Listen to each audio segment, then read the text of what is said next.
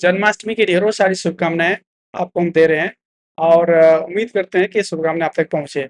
तो इस उम्मीद को बनाने के लिए, समझाने के लिए आपको हम ये बता रहे हैं इस वीडियो के माध्यम से, किस तरह से जन्माष्टमी की ढेरों सारी शुभकामनाएँ आप तक पहुँचेगी।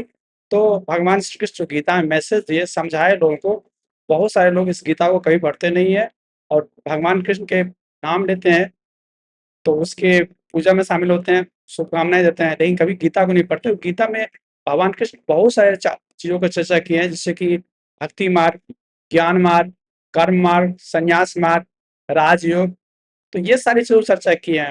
लेकिन कोई आदमी, राजाओं का योग क्या है, सबसे योगों में सबसे श्रेष्ठ क्या है, उस सब चीज़ का, भक्ति मार्ग क्या होता है, ज्ञान मार्ग क्या होता है, कर्म मार्ग क्या होता है, और सारे मार्ग का कहीं न कहीं उद्देश्य एक ही होता है कि आपके जीवन को बेहतर बनाना, आपके जीवन को उस लक्ष्य तक हासिल करना जो जीवन का पहला उद्देश्य होता है। भगवान श्री कृष्ण खुद गीता में बोले कि मैं अजन्मा हूँ, मेरा जन्म नहीं होता है, मैं खुद आते रहता हूँ। तो कहने का मतलब भगवान कृष्ण कह रहे थे कि जो तुम शरीर की तरफ ध्यान दोगे तो तुम जन्मा हो जाओगे, आत्मा की तरफ ध्यान दोगे तो अजन्मा हो जाओगे। अजन्मा का मतलब होता है जिसका जन्म नहीं होता, आत्मा का कभी जन्म नहीं होता। भगवान श्री कृष्ण गीता के दूसरे चैप्टर में, अध्याय में बोलते हैं कि अर्जुन को कि तुम चिंता मत करो, शरीर का एक दिन मरना निश्चित है और आत्मा को कोई मार ही नहीं सकता। तुम आत्मा की तरफ मूव करो और इसलिए तुम्हें कोई चिंता करने की ज़रूरत नहीं, क्योंकि जो मरना हो तो मरना ही है। तो इसलिए अच्छे काम करो, इसमें समाज का भला हो, लोगों का भला हो, तुम्हारा भला हो, और उसके लिए आपको आत्मा की तरफ देखना होगा, आत्मा की तरफ मूव करना होगा। लेकिन सारे लोग जो है शरीर की तरफ मूव किए रहते हैं, शरीर के बारे में सोचते हैं, दुनिया के बारे में सोचते हैं। जो दिमाग उससे कहता है, कभी भी अपने अंदर की ओर नहीं झाँकते हैं। अंदर में अगर 10 मिनट भी झाँक लीजिए कि आप कौन हैं? जब आप ये जाने आप कौन हैं, इस बात को पता लगा लीजिए, पता वो आप जो कौन आप पता कर पाए, वो कौन क्या करना चाहता है? क्यों करना चाहता है? कैसे करना चाहता है? अगर इस सवाल का जवाब आपके पास मिलता है, तो आप जीवन में ज़रूर अच्छा करेंगे, चाहे जिस फ़ील्ड में हो, जैसे भी हो, जहाँ भी हो, आप ज़रूर अच्छा करेंगे। आप कौन हैं, इसका जवाब खोजिए कि आप वास्तव में कौन हैं? अकेले में जाइए, पूछिए आप कौन हैं? किसे आप अपने आप को कहते हैं? फिर आप देखिए कि आप ऐसा जो क्या कह रहे, कौन है, उसको क्यों कह रहे हैं? क्या करना चाहते हैं? कैसे करना चाहते हैं? यानी अंदर की ओर, अपने अंदर की ओर, अपने ओर कभी 10 मिनट दिन में अगर निकाल दीजिए समय, जबकि बाकी समय आप 8 घंटा सोते हैं, उसके अलावा बाकी समय इधर-उधर दुनिया के बारे में सोचते हैं, तो अपने बारे में 10 मिनट सोच लीजिए कि आप कौन हैं? आप क्या करना चाहते हैं? तो फिर देखिए आपका जीवन बदल ही जाएगा, आपके जीवन में बहुत फ़ायदा मिलेगा। क्योंकि ऐसा करने से क्या होता है कि आप अपने आप को जान पाते हैं, और अपने आप को जानना, आत्मा की तरफ मूव करना जीवन का पहला उद्देश्य है। क्योंकि जो पतंजलि का अष्टांग योग है, उसका में क्या होता है, समाधि, सम आधि में एक जैसा हो जाना, परमात्मा और आत्मा में एकदम मिलन हो जाता है, आदमी का वो परमात्मा लेवल पे या आत्मा के लेवल पे चला जाता है, तो उसको समाधि बोलते हैं। ध्यान से पहले अवस्था आता है ध्यान। ध्यान में भी लोगों के अंदर, मन के अंदर का जो विचार है उसका बहुत कम हो जाता है, उसको ध्यान बोलते हैं। किसी एक विचार में आप रह जाते हैं, बाकी विचार ध्यान खत्म हो जाता है। तो इस तरह से जीवन का पहला उद्देश्य है, कुछ भी करिएगा तो पहले आप शरीर से स्ट्रांग रहिए, मन से स्ट्रांग रहिए, और आप क्यों करना चाहते हैं इसको जानिए।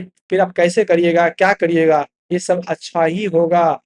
तो इसीलिए गीता के जो उद्देश्य है कि आदमी को अपने आप की ओर, अंदर की ओर जाना, अपने आप को समझना, और फिर उसको जो है किसी भी एक मार्ग से, चाहे वो ज्ञान मार्ग से हो, चाहे कर्म मार्ग से हो, चाहे भक्ति मार्ग से हो, किसी भी मार्ग से उसको प्राप्त करना। ज्ञान मार्ग कहता है जब आप खुद को एनालाइज़ करते हैं, इस वीडियो में हम देख रहे हैं, उसमें ज्ञान मिल रहा है, उसे एनालाइज़ कीजिए आप कौन है, क्या है? तो ज्ञान मार्ग आपको आत्मा दिखाएगा, परमात्मा का, आत्मा, परमात्मा, प्रकृति, ये सब आपको समझ में आएगा। कर्म मार्ग में भगवान कृष्ण कहते हैं कि कर्म पे फ़ोकस करो, परिणाम पे नहीं। तुम प्रोसेस फ़ोकस करो, भगवान पे फ़ोकस नहीं करके गुरु पे फ़ोकस करो जो भगवान का ज्ञान दे रहे हैं। यानी जो ज्ञान का प्रोसेस फ़ोकस करो, परिणाम पे नहीं। रास्ता फ़ोकस करो, मंजिल पे नहीं। जो गीता का उद्देश्य है, कर्म पे तुम्हारा कोई यदि फल पे तुम्हारा कोई नहीं, तुम कर्म पे फोकस किए रहो। फल कुछ भी हो सकता है, लेकिन कर्म तुम्हारा, तुम्हारे हाथ में है, इसलिए तुम अपने हाथ में उस पे फोकस करो, जो तुम्हारे हाथ में नहीं है उस पे फोकस मत करो, क्योंकि उस पे फोकस करने तुम्हारा टाइम वेस्ट होगा, तुम्हारी एनर्जी वेस्ट होगा, और तुम्हें कभी-कभी कुछ हासिल भी नहीं होगा। लेकिन तुम कर्म फोकस करोगे तो तुम्हारा मैक्सिमम मेहनत उस कर्म को रहेगा, इसलिए कर्म सबसे अच्छा होगा, और उम्मीद है कि फल भी सबसे अच्छा ही होना चाहिए। ऐसा उम्मीद कर सकते हैं, क्योंकि फल तो कर्म पे ही डिपेंड करता है। तो ये बात भगवान कृष्ण गीता में बताए थे।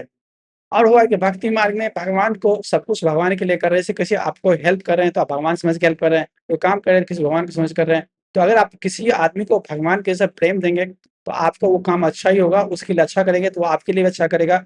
न्यूटन्स का थॉट लॉ कहता है जितना दूसरों के लिए करते हैं, दूसरा भी आपके लिए उतना ही करता है। जितना दीवार पे इतना ज़ोर से आप धक्का मारते हैं, दीवार भी आपके हाथ पे उतना ही धक्का ज़ोर से लगाता हुआ महसूस होता है आपको।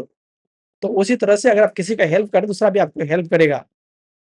तो ये हुआ भक्ति मार्ग में सब जगह उसको भगवान ही दिखता है, और भगवान गीता में कहे हुए हैं कि जो हमको सब जगह देखता है और सब जगह को हमारे अंदर देखता है, उस आदमी के लिए हम कभी दूर नहीं है और वो भी हमारे लिए कभी दूर नहीं है। फिर से सुन लीजिए, जो व्यक्ति भगवान को हर जगह देखता है और हर जगह को भगवान के अंदर देखता है, उसके लिए भगवान कभी दूर नहीं है और भगवान के लिए वो भी व्यक्ति कभी दूर नहीं है। ये भगवान कृष्ण का गीता में कहना था।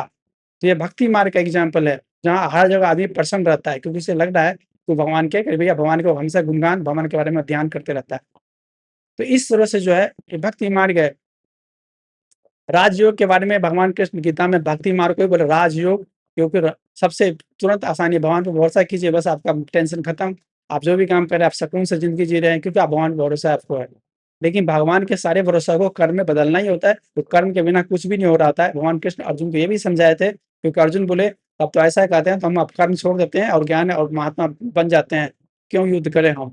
तो भगवान कृष्ण कहते हैं कर्म के बिना कोई भी आदमी नहीं रह सकता, हर समय कुछ न कुछ कर्म, चाहे सोचने में कर्म हो, कर्म के बिना संभव जीवन नहीं है। इसलिए कर्म करो, लेकिन कर्म के फल की इच्छा को त्याग के करो। फल जो होगा उसके बारे में इतना दिमाग मत लगाओ, ये लगाओ कि तुम सही काम कर रहे हो जो तुम्हारा काम है और उसको सही से कर रहे हो कि नहीं, फोकस पूरा बनाए हुए हो कि नहीं।